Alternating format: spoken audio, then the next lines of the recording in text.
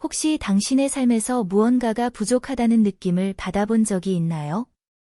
성취, 경험, 그리고 인간관계에도 불구하고 여전히 빈 공간이 있고 자신만의 자리나 집을 찾지 못했다는 느낌이 드는 순간 말이에요.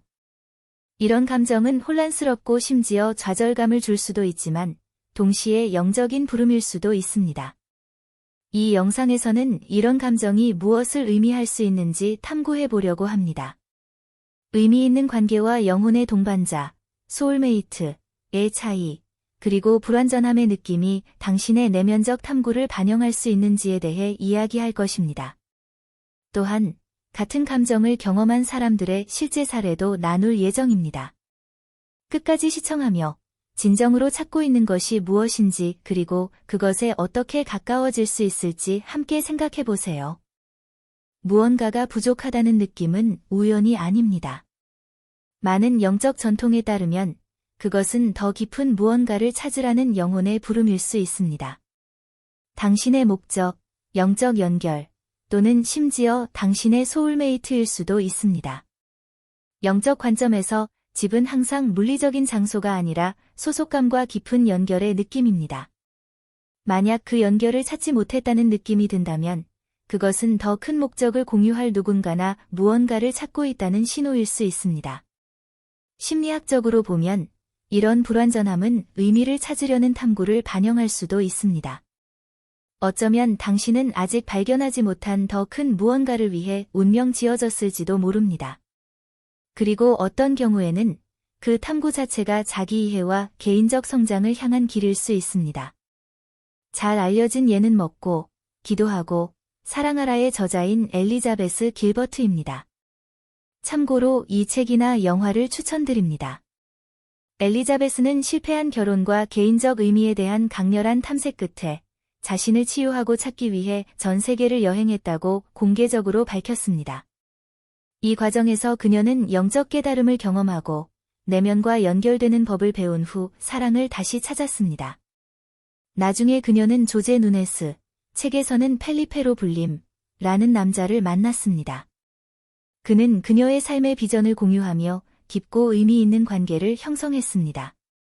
비록 몇 년 후 그들의 로맨틱한 관계는 끝났지만 엘리자베스는 그 연결이 자신을 발견하고 목적 있는 삶을 살기 위한 여정의 중요한 부분이었다고 이야기했습니다. 또 다른 흥미로운 사례는 내가 나로 죽다의 저자 아니타 무르자니입니다. 그녀의 이야기가 로맨틱한 관계와 직접적으로 관련되지는 않지만 불완전함의 느낌과 영적 깨달음이 삶을 어떻게 변화시킬 수 있는지에 초점을 맞추고 있습니다. 아니타는 죽음에 가까운 경험을 통해 자신의 더 깊은 목적과 다시 연결되었고, 이 변혁적인 사건 이후 그녀의 관계와 삶은 새로운 의미를 얻었습니다. 그녀는 더 진정성 있고 깊이 있는 연결로 마음을 열게 되었다고 발견했습니다. 모든 사람들이 이 생의 소울메이트를 찾는 사명을 가지고 오는 것은 아닙니다. 어떤 사람들은 다양한 관계를 경험하고 중요한 교훈을 배우며 영구적이지는 않더라도 그들의 여정에 소중한 흔적을 남기는 의미 있는 연결을 통해 성장하기 위해 이곳에 있습니다. 그러나 끊임없는 탐색을 느끼는 사람들에게는 소울메이트라는 개념이 영혼의 부름처럼 깊이 울려 퍼질 수 있습니다. 영적 이론에 따르면 소울메이트는 신체적이고 감정적인 것을 초월하는 연결입니다. 이는 태어나기 전에 이 생에서 만나 함께 의미 있는 목적을 향해 걸어가기로 약속한 영혼들입니다. 이러한 관계는 단순히 교훈을 가져다주는 것뿐만 아니라 설명하기 어려운 충만감과 기쁨을 선사합니다. 이런 만남은 두 사람이 깊은 소속감, 집 같은 편안함을 느끼게 하며 마침내 자신을 진정으로 보고 이해해주는 사람을 만난 것 같은 기분을 줍니다. 비록 변화를 가져올 수 있지만 소울메이트와의 관계는 또한 사랑과 평화, 상호 지원이 자연스럽게 피어나는 안식처와도 같습니다. 이러한 여정에 있는 사람들에게 소울메이트를 찾는 것은 단순히 로맨틱한 경험에 그치지 않고 이 세상에서 아름답고 의미 있는 무언가를 창조하기 위한 운명적인 연합입니다. 당신의 탐색이 멈추지 않는다고 느낀다면 당신의 사명이 단순히 로맨틱한 삶을 완성하는 것뿐만 아니라 세상이나 주변 사람들에게 영향을 미치는 무언가를 함께하기 위해 소울메이트를 찾는 것과 연결되어 있을 가능성이 있습니다. 이 탐색은 결코 결함이 아니며 더 큰 무언가를 향한 영혼의 부름입니다. 당신이 소울메이트를 찾고 있다는 것을 알 수 있는 몇 가지 징후가 있습니다. 끊임없는 부족함의 느낌, 삶이 전반적으로 괜찮아 보이지만 여전히 더 깊은 무언가를 찾지 못했다고 느낍니다. 영적 성장에 대한 강한 끌림, 소울메이트를 만나기 전에 많은 사람들이 자신을 돌아보고 영성을 탐구하려는 강한 부름을 느낍니다.